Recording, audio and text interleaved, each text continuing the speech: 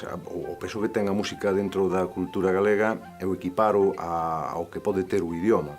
É dicir, é unha forma de expresión importantísima, abandonada, porque desgraciadamente non temos grandes escolas onde se poda estudiar a música tradicional con criterio e de boa maneira, pero de calquera maneira eu considero que é un dos pilares máis importantes para soportar unha cultura. Eu creo que xunto co idioma son dúas das formas máis identificativas, polo menos no primeiro visionado de calquera cultura do mundo, para entender esa propia cultura. Ti cando falas de Brasil, a parte do idioma, que é o portugués, tes unha música moi determinada e que rapidamente te leva a ese país. Ti ca música brasileira rapidamente colocas a Brasil no mapa. Ca música de Cabo Verde, as mornas, exactamente igual. Portugal co fado, en Irlanda cas jigs ou cos riles. Entonces, a música é tan fundamental e tan vital como pode ser o propio idioma. O problema é que están en fases completamente diferentes e que habería que traballar porque bueno, é unha forma de situarnos no mapa e de facer que tamén a nosa identidade teña moitísimo máis peso. Non eran moi diferentes as que hai agora, non eran moi diferentes, o que pasa que a potenciación desas músicas que nos chegan dende fora non tiñan o poderío que teñen na actualidade, porque os medios cambiaron tamén, non?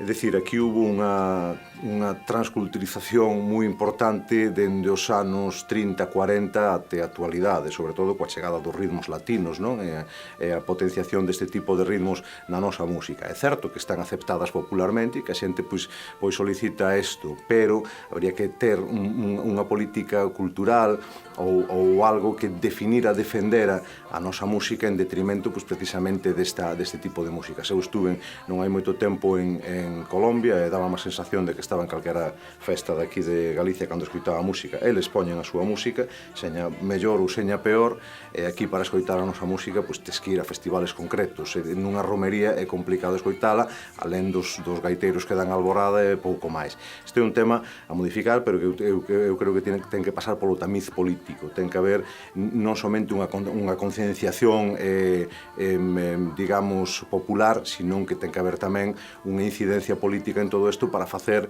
que nas nosas festas a nosa música teña moita máis presencia e aceptación.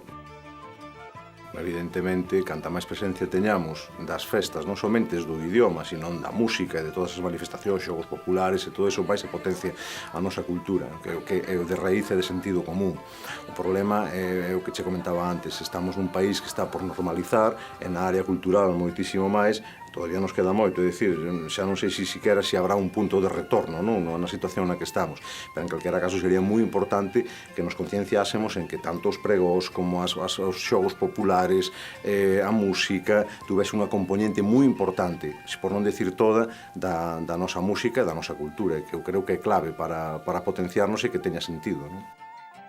Eu creo que hai un repunte importante, na creación, no número de músicos que hai, porque se está recollendo todo o que se sementou dende o franquismo até hoxe. Hoxe en día as escolas que houbo e todas as propostas que houbo están, de alguma maneira, xerminando, e todo isto xenera que nunca na nosa historia tuvemos, na área nosa, na área da música tradicional, da música folk, nunca tantas propostas hubo, nin tantos bons músicos hubo como hai na actualidade, e en galego, o sea, expresións feitas no noso idioma e en clave galega.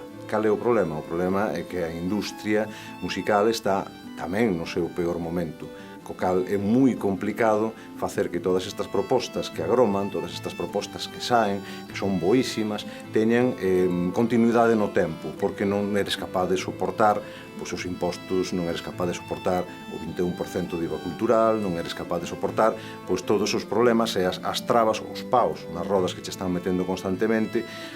E por iso, efectivamente, temos moitas propostas de pouco calado, de moitísima calidade, que non son capaces de traspasar as fronteiras galegas, que é aí onde está un pouquiño a clave para que a nosa música tamén, que por desgracia é unha cousa que sistemáticamente se repite na nosa cultura, que se triunfas fora, na casa vas a ter moita máis cobertura e moita máis credibilidade. Ese é un gran problema que temos que solucionar e é un problema que, como che decía anteriormente, é unha cuestión basicamente política e que ten que solucionarse dende ámbitos da administración e de ámbitos políticos, solucionar o problema aos músicos, darlle unha cobertura como a que poden ter en países europeos como Francia ou outros lugares, onde a administración pois, cubre parte dos gastos e da problemática que poda ter un grupo pois, como o noso, ou un grupo que está comezando para poder comezar, ou como o noso para poder continuar con dignidade, como mínimo, non? E aí está un pouco a clave.